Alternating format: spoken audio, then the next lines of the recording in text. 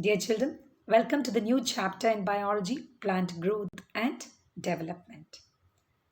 In the chapter Morphology of Flowering Plants, we had learned that a plant has different parts like root, stem, leaves, flower, fruit, seed, and all these are arranged in a orderly sequence.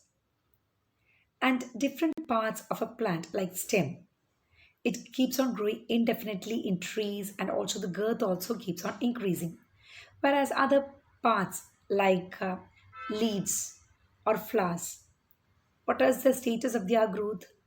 New leaves appear, they fall off, and another leaf reappears. Stems and root are having indefinite growth, whereas leaves, flowers are all having definite growth. And a plant is having large number of different types of tissues. And whatever be the different types of tissues, they all have arisen from the fertilized egg, or it is called as zygote. That means all cells are descendants of the zygote. What happens to zygote? It develops into a mature plant through growth and differentiation. What is this growth and differentiation? Development involves two phases, that is growth and differentiation. We know growth is a characteristic feature of living organisms.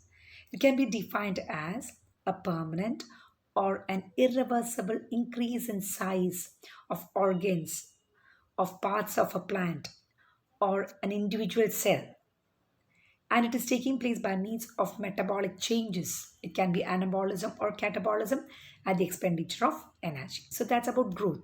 Then what is differentiation? The cells that have originated from the apexes, that is shoot apex and root apex.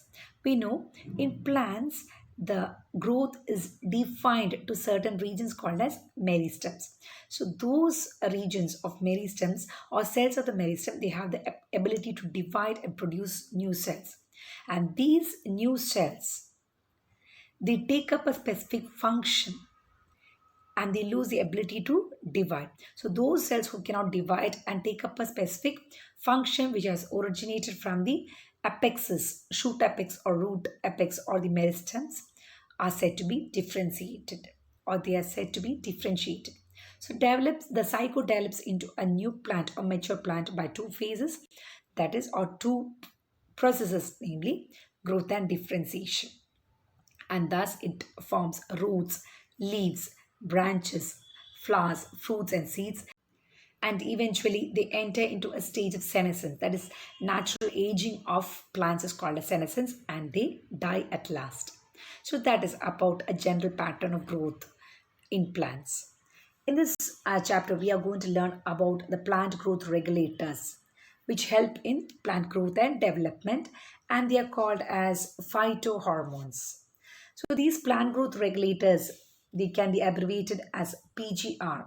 They are small, simple molecules that regulate the plant growth. So they are molecules which can affect or interact or interfere with the plant growth. Based on the functions, the PGR, that is plant growth regulators, they can be divided into two categories. That is promoters and inhibitors.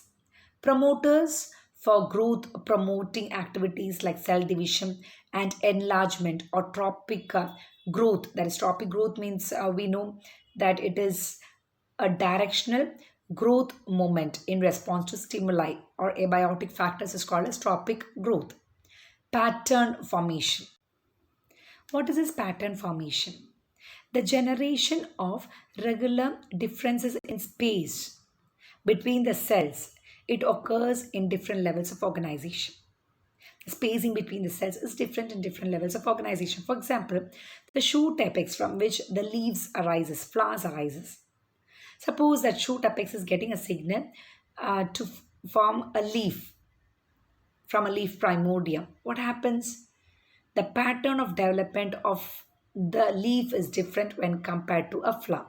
So that is considered as pattern formation. Then flowering, fruiting, and seed formation. All these are regulated by certain promoters, and they are auxins, gibberellins, and cytokinins. Then what are these inhibitors? They are released by the plants for growth inhibiting activities like dormancy. What do you mean dormancy? Dormancy means a stage in which the metabolic activities of that particular plant part get suspended in order to overcome certain stresses like abiotic stresses, for example, less water availability, okay, favorable conditions. If they are not having favorable conditions, they go into a period of dormancy, and until and unless the period of favorability arises, it will continue in this suspended, or in the case of suspended metabolic activity. So that's dormancy. And abscission. Abscission means natural falling away of the plant parts like leaf, flowers. This is called as abscission. So respond to wound and stresses of abiotic and biotic origin. So they help the plant to cope up to certain stresses which is given up by the biotic and abiotic stresses. So inhibitors are abscisic acid and ethylene. This ethylene, it fits either of the two groups. It can be considered to have certain functions which are acting as promoters as well as inhibitors, but is largely acting as a growth inhibitor.